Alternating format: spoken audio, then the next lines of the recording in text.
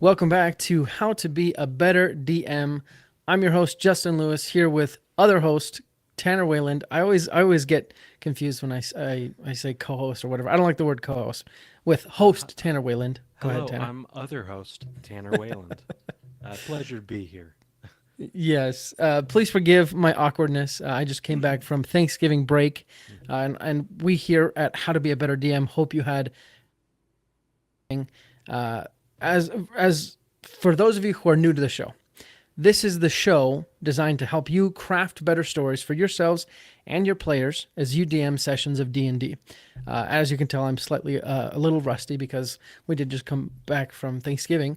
One quick announcement before we get to the show is just a big thank you for all of you listening to the show. Over the weekend, I was able to do the one shot in, I guess it was November's one shot. And time and time again, it amazes me that we're able to pull random strangers together for 4 hours. They don't end up hating each other. Instead, they actually laugh and they seem to become genuine friends after 4 hours. And they've never met each other before. They don't know each other, and it's just amazing. So a big thank you. And we want to keep doing this. We want to make it better. So if you get a moment, go to betterdungeonmaster.com/feedback and answer a few questions on what we can do more to help you be a better DM. And obviously, we're going to have some more announcements at the end of today's show. But again, today we are dissecting the one shot from September, and we're going to hopefully start off where we left off. But if we don't, bear with us. And the audio levels might be a little wonky, but again, just try and bear with us.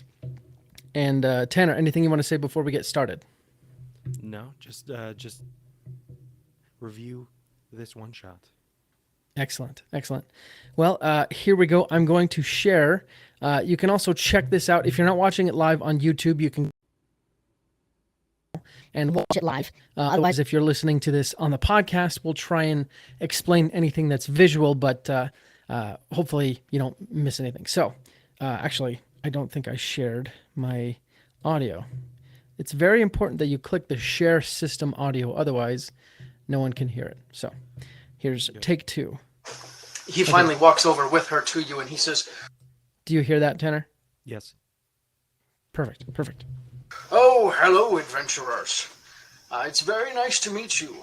I am the fine mayor of this town. I think we were You forward a can little call bit. me Chomsil, Just a little bit. down to Constable Brogan. He is the man I have set to investigate this ordeal. Now, if you excuse me, I must be on my way. And welcome to my fine city of Autumn's Grace." And he gives you a low bow and then proceeds on his way. And Teresa then leads you to her home, where she then proceeds to cook you breakfast because it is earlier in the morning.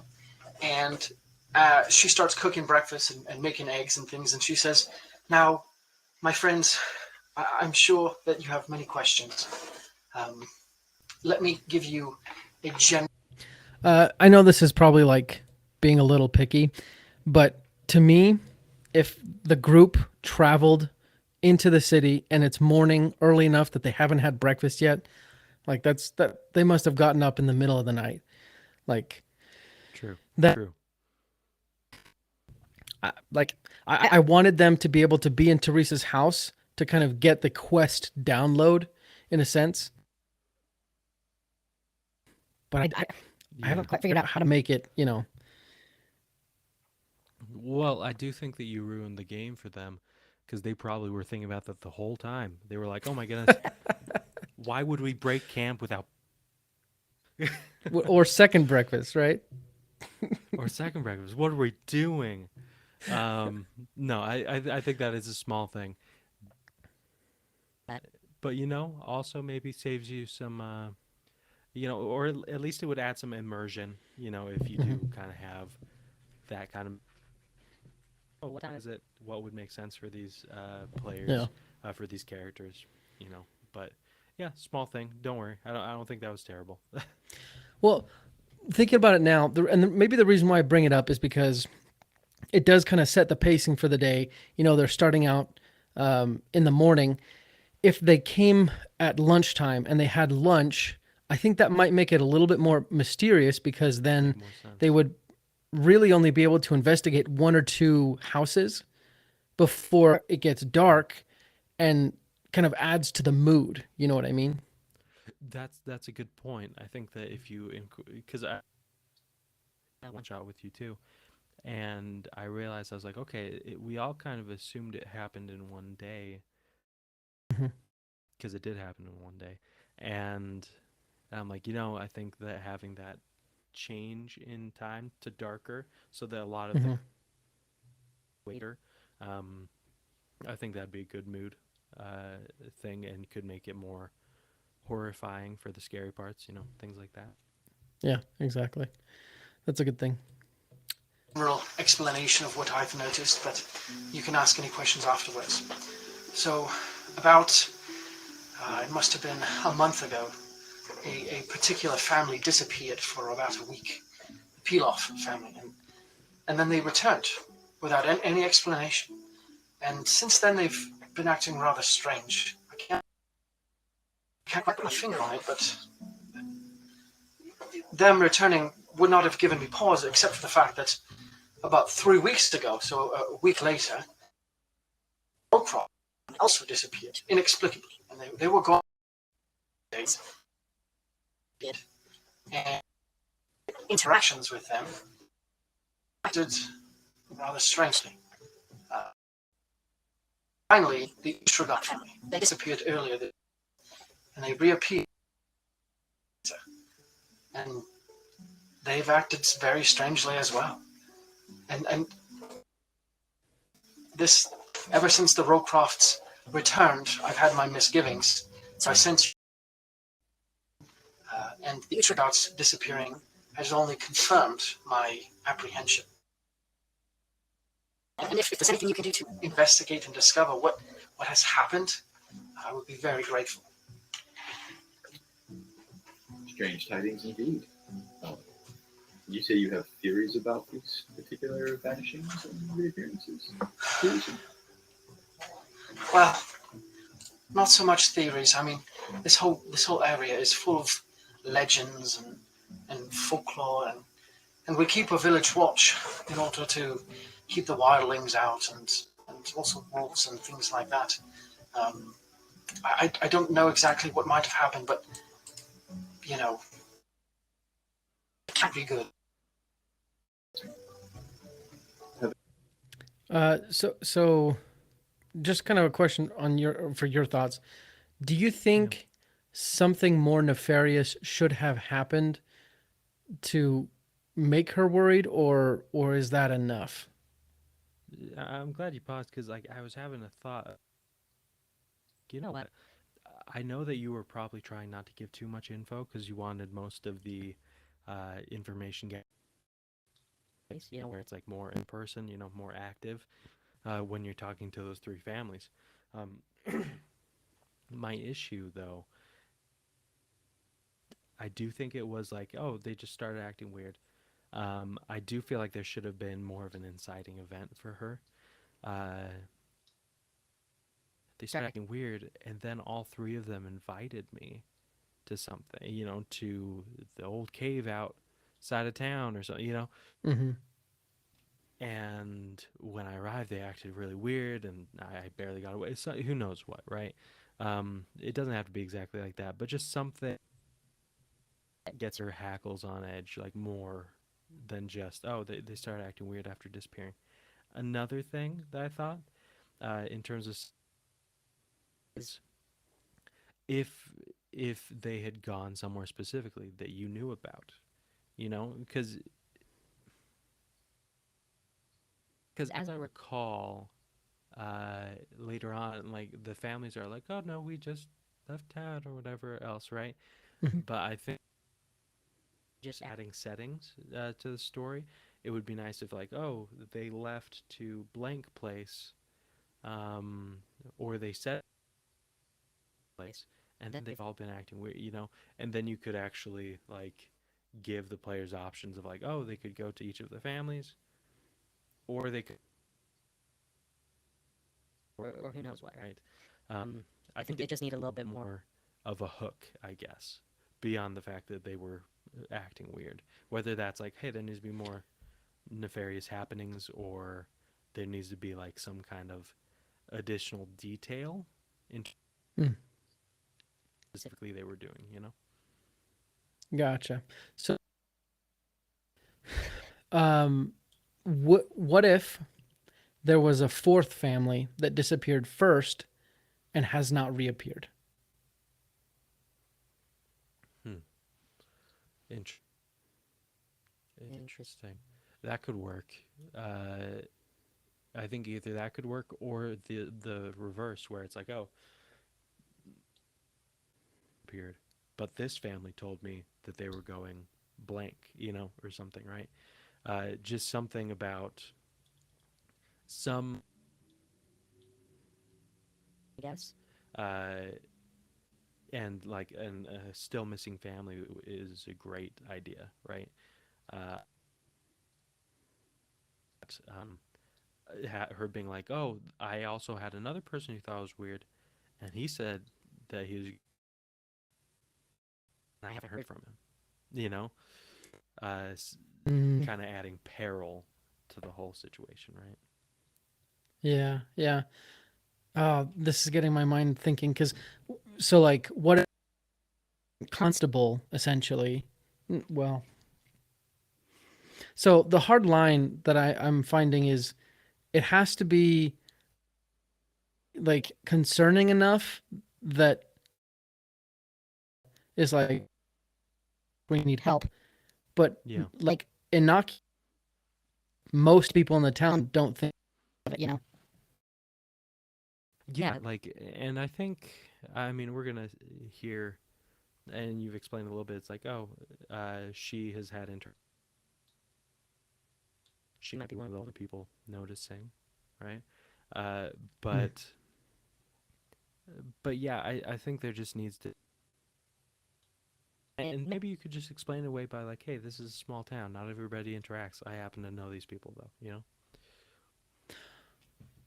okay, what about this secret detail that Teresa like lets out, and she explains that she's kind of like terrified to admit it, but the second family, she actually saw them like leaving the city or returning. Maybe returning might be better.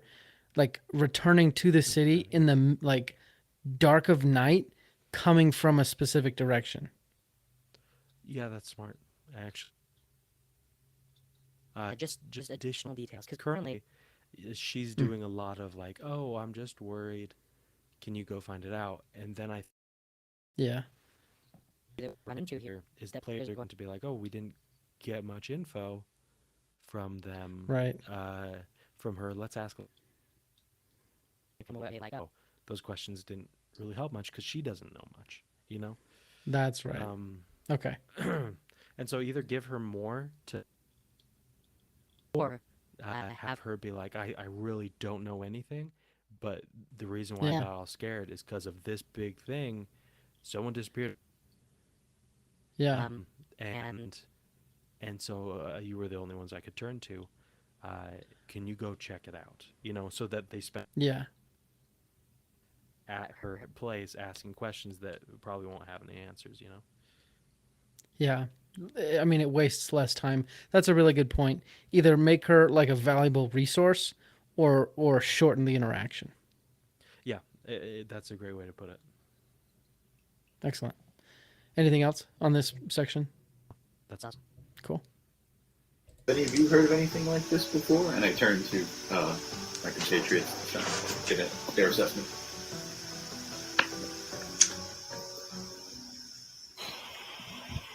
Other than wildlings, goblins, drow, orcs, minotaurs, centaurs, devils, demons, probably missing one or two. They normally take people. And they don't give them back. These do too. Yeah. Taking is normal, but them coming back, that's the Oh yeah, they're probably possessed. Can you direct us to the homes of the Kiwaf the Uchabars, and was it the Roarcroft or the Lorcroft? The Rowcroft. Of course. So the Pilofs, they run a farm just to the north of the city, the town, as it were, and it's about a mile away. If you just follow this particular road, and it will take you right there. The Rowcrofts, they run a lumber mill on the western portion of town. It's right up against the forest, as naturally a lumber yard would be. Uh, and the Utragards, they run a blacksmith shop towards the northern part of town, though it's more central than, of course, the Rollcrofts or the Pilofs.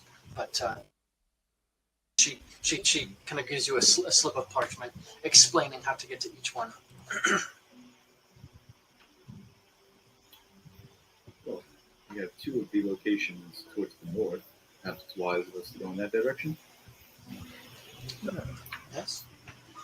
Before we go, were these families liked by the town, or did they have enemies here?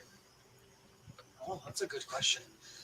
As far as enemies, I'm not entirely sure. I mean, Autumn's Grace is fairly small. It's not like your larger cities where people might make a name for themselves. Really, everyone here knows each other, and newcomers are easy to spot. If there were quabbles between two families, they were usually sorted out rather quickly, or they were taken to the village council or perhaps the I don't think quabble is local a real spiritual word, by leader. the way. I don't Squabble believe any of is them what you said. had any particular enemies or anything like that.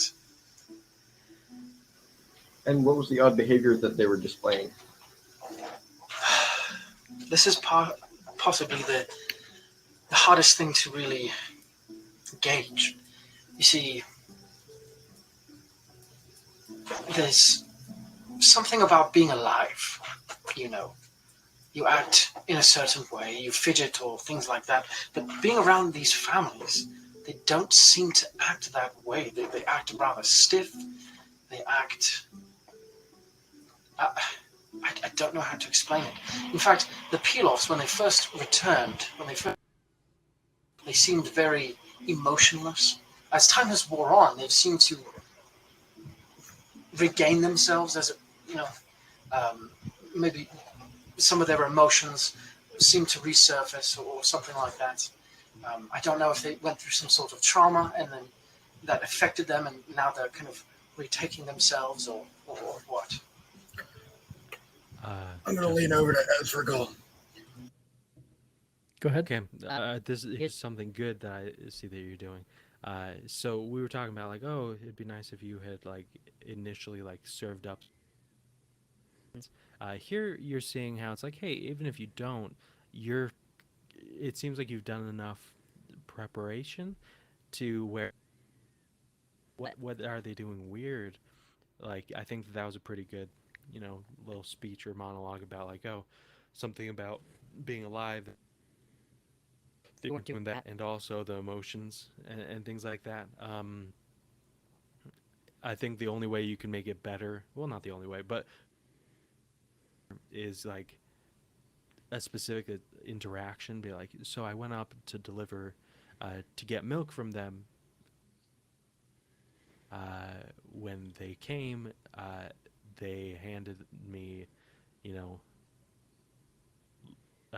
like some, and just immediately closed the doors. Who knows what, right? Just something Yeah. specific, kind of like an anecdote. I think that would add to it. Did a very good job of being like, hey, here's some specific ways that it's kind of weird, right? Yeah. Yeah, I think that's excellent thing to point out. That's the classic thing of show don't tell. Like, Yeah. oh, how have they been acting weird? Well, the other day when I walked up and I said hello to their child, he looked at me, didn't smile, and then walked away. Super weird for a child or something. And it just Yeah. it's seamless. Yeah, I think that's totally true. Like in my mind, finding out how to be very descriptive in not only your settings but also describing the actions of others. That's huge. Um, a character out, and also adding depth to conversation. For sure. For sure. I told you they weren't real people anymore. I kind of Teresa, you did the right thing in calling me, and next time don't wait so. Sorry, did you? No. I just love it. Okay, sorry. Yeah, I got to be honest. Like, having these one shots is super fun to me because you see people, just be these really funny characters, and this group was really good, particularly. So that was awesome. Please, Of as course. always, your cooking is fantastic. Please give my regards to your sister. Of course, I will. And then one more question: have they been seen during the day or just during the night? Because that might narrow down what they might be afflicted with. I don't know if they've actually been seen during the night, but I know during the day they proceed around normally. The only reason I don't know if they've been seen during the night is because generally people retire to their homes, especially the peel-offs being a mile outside of town. But I mean, they seem to walk around and do normal things. It's Another way that is might making seem it go into, off. Say that again. that's just another way that making it go into the nighttime would have been good. It's like, oh, don't at night. They kind of stay indoors, but yeah, and then if they went at Yeah. night, you would see like, Yep.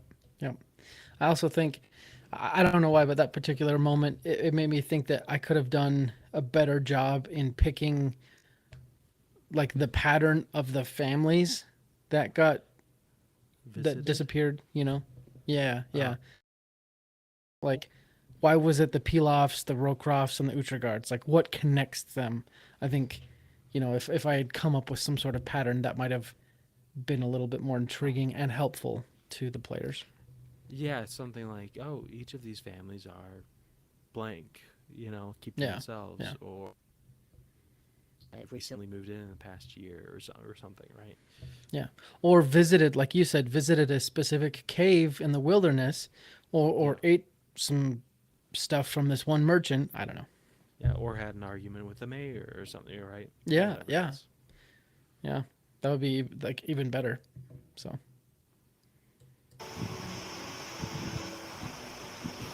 Thank you. Of course. Any other questions I can help you out with? So not a question, but just looking around this room, would Nicoderm, just looking around, does anything look out of place? Does anything look different in here? Go ahead and make a perception check. All right. The first roll of the night. I love it. All right. 1 second. And then feel free roll. Okay. Feel free and roll on Roll20 or D&D Beyond or with a real life dice, however you want. Just tell me where it is so I can go to the correct screen. All right. Yeah, I'm looking at Roll20 here. Awesome. That looks like a big 1. Oh, So you start Yeah. to look around, and then you start smelling something. Ooh, that smells like cinnamon. Ooh. And then from inside the oven, she pulls out a big platter of cinnamon rolls, and she puts it on the table, and immediately your attention is taken from the room right to the cinnamon rolls. And they are delicious. You don't mind if we Oh, of Kinda course, of course. smell For the road, one for the road. Amazing. Yes. And there's just enough for all of you. And Teresa, before we head out, Mayor Manting, I saw you speaking with him. He was moving about rather animatedly. Yes. Is there anything we should know about?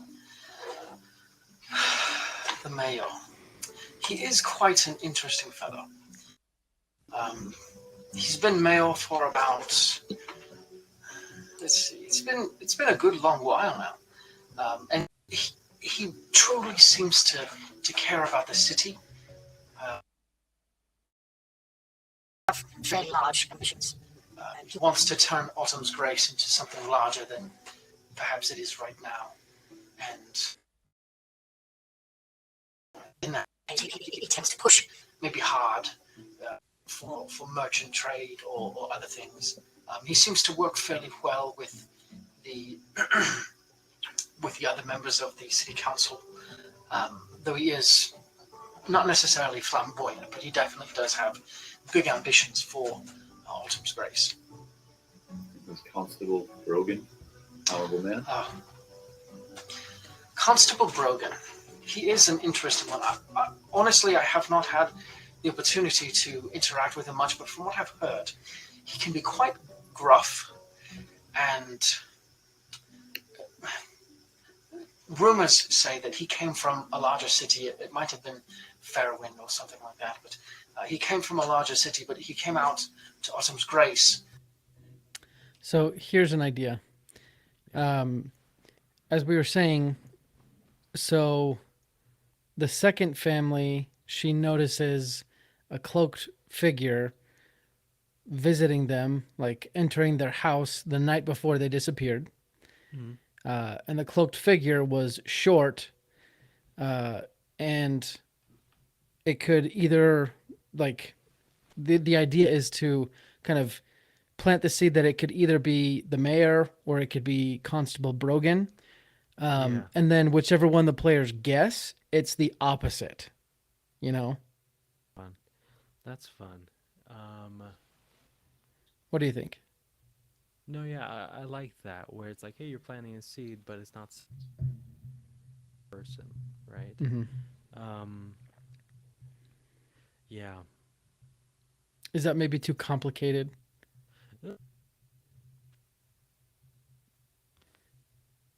You know, I think that you could pull it off well. I would just, my concern and my worry would you overburden them with leads and like threads to Mm. pull, especially during a one shot, then that's Yeah.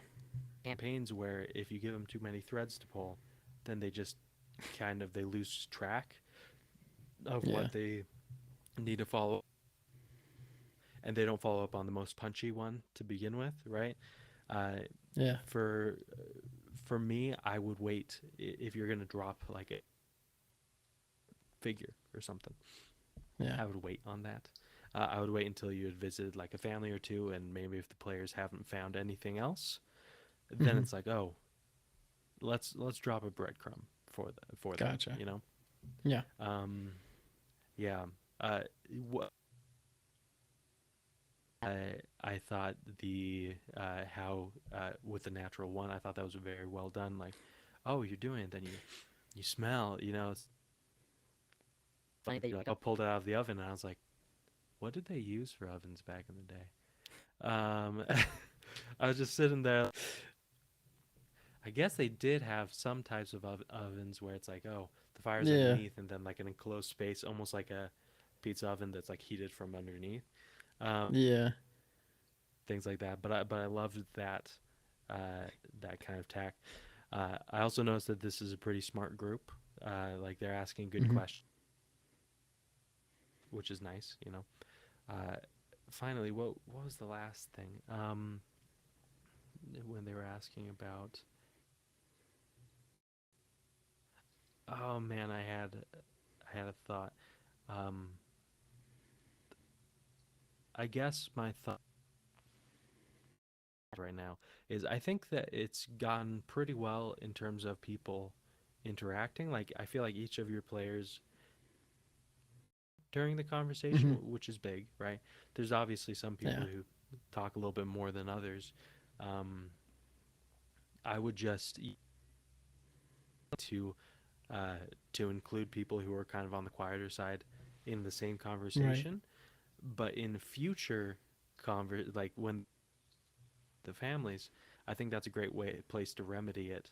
Kind of like, hey, if the current encounter is revolving around certain players, then make kind of have the family talk specifically to the players who weren't kind of in the forefront in the last one, right? Yeah. It's actually kind of funny you mentioned that because I know here we see, Yes. myself and then 4 players. There's actually a 5th player who doesn't have his screen showing. Oh, that's He right. I turned it forgot. off. Yeah, yeah, and it's funny because he towards the beginning he was very quiet. They go to the first house, and he splits off essentially because he's a halfling, and he Nice. pretends to be a little boy. Uh, Oh, nice. and so he splits. Yeah, he splits off with the farmer's little boy, and has this entire scene with just him and this little boy, and it's kind of nice because it allows him to role play, as completely by himself, kind of have this entire scene to himself, and then later on it's much more collaborative between the whole team, which is really cool. But yeah, definitely a good point that I could have brought out, his conversation in this beginning point. Himself remedied that later on by saying, "Hey, can I like pretend to be a little boy?" And you know, so Honestly. good, Yeah. No, that's it. Yeah. cool. Sorry, I think there's a little bit of lag, but I think that's all the time we have today. So thank you guys for listening to today's show. A couple of finishing announcements. First of all, if you want to hang out with me and Tanner in January, you can. In the Utah area, Utah County specifically, we're actually going to be at an event called D&D, which is Dungeons, Networking, and Dragons. It's actually a networking event that is designed to help businesses grow and make connections through playing D&D. We're both going to be dungeon masters there. And if you want, if you're a business or you're trying to start a business and you want to make connections in this way, you can go to dndmerchantsguild.com, and that's where we'll be. Gosh. And then obviously, if you want to sign up for the next one shot in December, that's betterdungeonmaster.com/1-shot. And then we are actually ambassadors for this awesome company out of Puerto Rico that makes dice. They reached out to us, and I got to know them a little bit. It's a small business. She actually just makes the dice. I asked her, how'd you get started? And she's like, well, I've always loved dice, and then I found D&D, and it kind of married my 2 hobbies together. And I was interested that she liked dice before D&D, but usually it's the other way around. Anyways, her stuff's awesome. You can go to betterdungeonmaster.com/dice legion and get a 10% discount. And if you just go to dicelegion.com, you can also put in discount code BETTERDM, and that should also give you the 10%. Anything else you want to add, Tanner? No, honestly, for any of you who are listening to us kind of review these I hope that you realize that when we're reviewing a one shot, and we hope to do this a lot more, even with guest hosts, we're thinking about potentially having you players that we've played with in the past, host some one shots, doing these kind of reviews, and it's not to, put anyone down, but we genuinely think that you can learn a lot by and learning from past games. And so, yeah, I love doing this. Yeah, yeah. Ditto to that. And I guess the only thing we can say is happy holidays. See you. Good afternoon, good evening, and good night. That's a little quote there from the Truman Show. But in all seriousness, thank you guys for listening. We'll be back next week for another amazing show. And until then, let's go ahead and roll initiative.